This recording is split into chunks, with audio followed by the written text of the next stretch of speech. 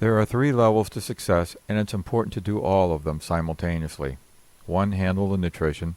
2. Remember that whenever you have difficulty sleeping, it's because your brain perceives something as a threat to your survival.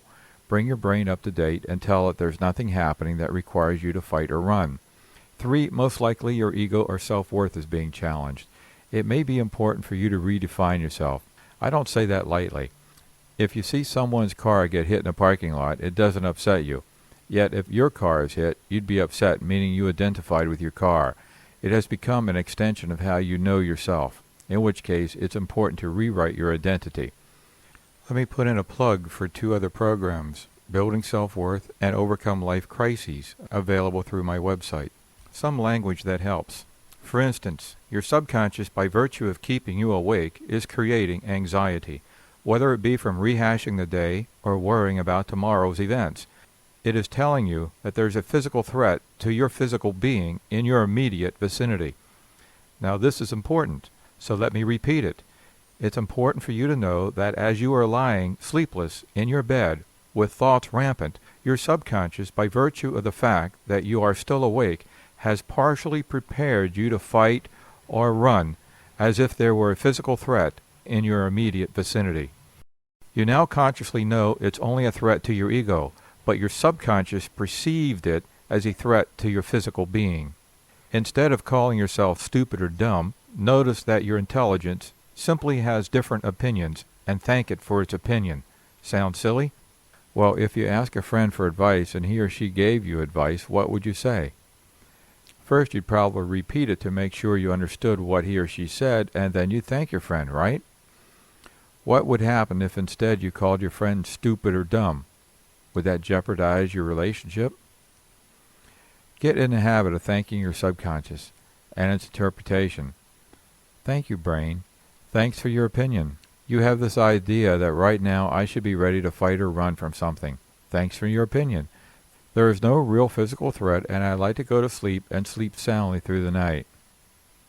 Now look to see if your ego or self-worth are being threatened. Life brings ever-changing circumstances, which means many things happen beyond our sphere of influence. This means we often suffer threats and losses to our family, finances, employee, interest, and relationships. Again, even though you may know consciously that you're dealing with an emotional loss, your subconscious mind finds it a threat and prepares you to fight or run. When this happens, it's important to not only bring your unconscious brain up to date and remind it that there's no physical threat, but also be willing to redefine yourself. It's normal that we define ourselves by our accomplishments, relationships, finances, leisure activities, and even our physical well-being.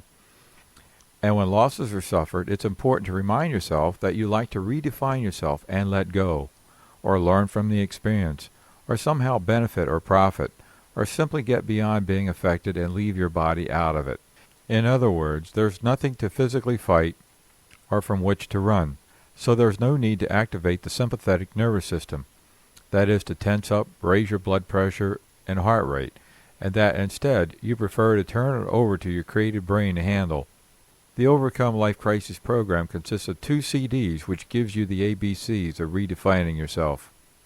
Dale Carnegie, in his book, Stop Worrying and Start Living, sums it up this way. Ask yourself what the worst possible thing is that could happen to you. Once you accept that the worst is the worst and that somehow you could go on, you effectively have redefined yourself. Redefining yourself can be scary, but remember that you have assigned the value of things, people, finances, and so on that are challenging your self-worth. To help your redefinition throughout the day, it's important that whenever you catch yourself thinking or worrying about a situation, remind yourself that you'd like to see the situation differently. You'd like to learn from it, somehow profit by it, let go, forget about it, be in a position to benefit others. Leave your body out of it, meaning that you want to deal with it with your intellect and leave your fight or flight out of it. The third contributing factor is conditioning.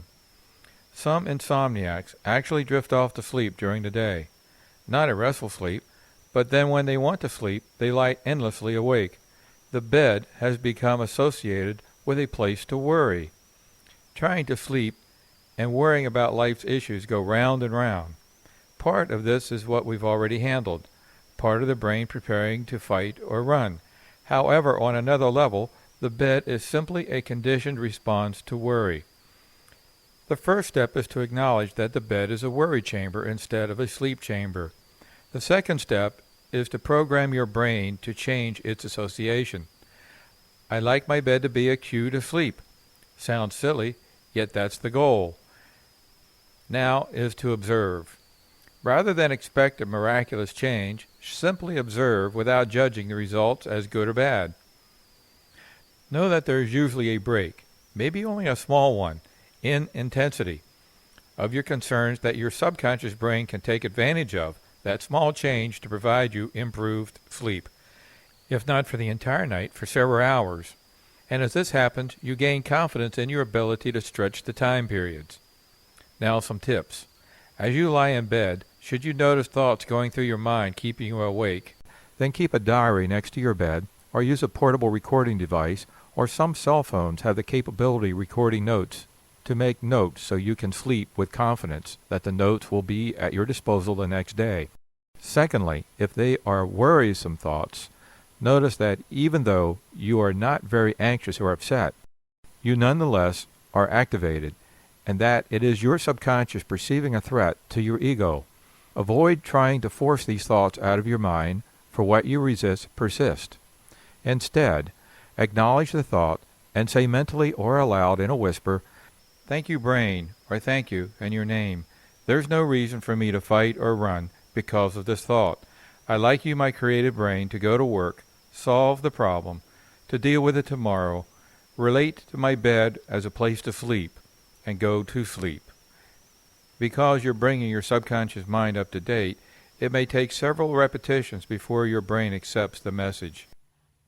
This concludes part 1 of Sleeping Through the Night.